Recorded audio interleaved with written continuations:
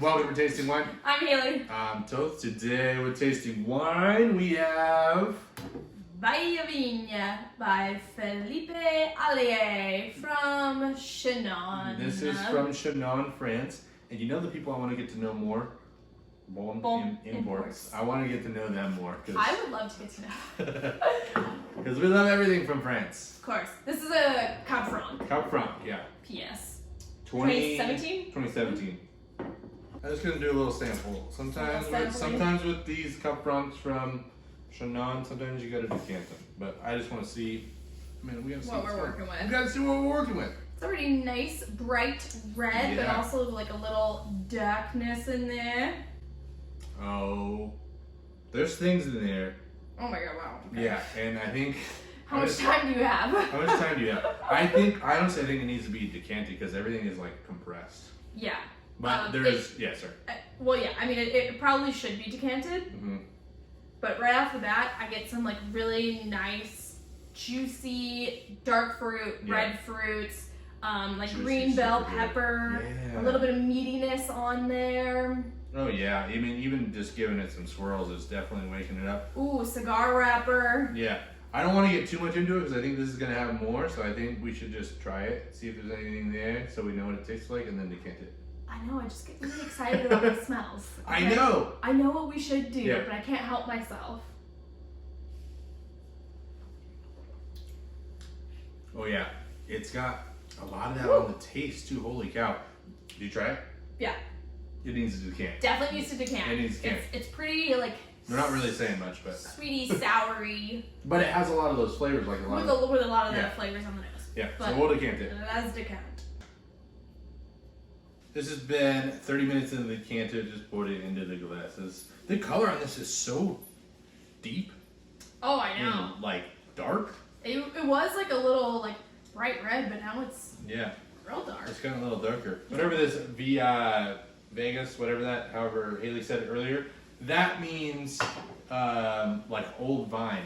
Mm-hmm. But it's up to the winemaker to decide how, like, if the vines are worthy of that. So there is no, like, oh, it has to be over 10 years or it has to be over a certain amount of time or anything like that. Yeah, so there's no regulation on what you can call it. But these vines are 60 years old. 60 years old, yes. So the Philippe Alliet vines are grown in 18 hectares of organically farmed land. Ooh, I love that. I know. A lot of them are kind of in like a gravelly sort of soil, and then some of them are a little bit more up on the hillside where it's like limestone clay kind of mixture. Yeah. This still, I mean, it's definitely opened up, but things are so integrated for me. But I could definitely get like some cedary tobacco or maybe like a cigar leaf or something like that. Yeah, cigar wrapper for me. Cigar wrapper. I'm having a hard time like picking all of the notes up because it's more of like a bouquet for me. But what do you think? Definitely well polished. I get a little bit polished. That's so good. I get a little bit of kind of like gravelly minerality, which makes sense. The Philippe Alliet vines, it's about 18 hectares worth of land, and a lot of them are grown kind of in like a gravelly region, and then they additionally have vines that are more like on a hill where it's clay limestone sort of soil up there. But I do think that the smell, like when we first popped it, was like more unreal. Yeah, now it's a little bit more blended and definitely polished. Yeah, the smell is more blended, but that's why we're here, is to figure out, you know, where it's drinking the best. Because maybe we should have poured ourselves a glass, drinking that glass, and decanted the rest. You know, if we had more, that's probably what I would do. But I think the notes from earlier are definitely still there. They're just more layered. Yeah, I'm just saying, like, if you want to buy, like, say you love this wine, you're like, I'm gonna buy a case. Like, the next time you drink it, you should know how to drink it, like, the best way that you like to drink it. Absolutely. Yeah, on the taste, it's more tannic, but then it kind of, like, loosens up. It's almost like it's gravelly. Like, there's gravel in your like, you could feel it in your mouth, and you're kind of like you have sand. You pick up sand at the beach, and, like, you kind of put your fingers up, and it all falls through your sand.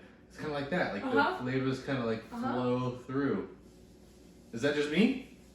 No, I would agree. I think that's fun. For me, it's kind of the same way I feel about the smell earlier. Mhm. I think I would have liked this in a shorter decant because it's been about 30. Yeah, 30 minutes. It might be in a weird stage though. I mean, you gotta try it. Did you even try it? I did try it. Oh, okay. Yeah, for me it's a little bit more subdued, but it's still like really well rounded. Mhm. A little bit of acidity, But but it's more earth forward. yeah, it's I more think. earth forward, but there's also some like dark berries and some forest floor in there. Like, it's got a lot of dark richness to it.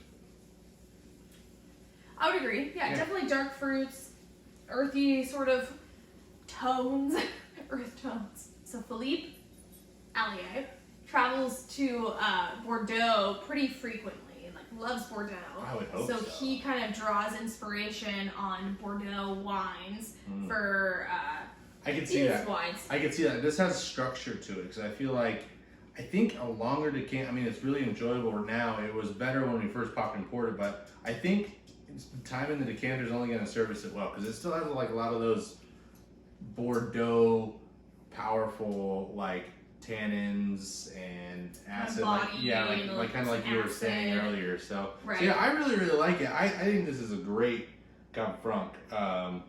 I mean, how do I get more Cab Franc? Because Cab Franc is just hard to find here in the States.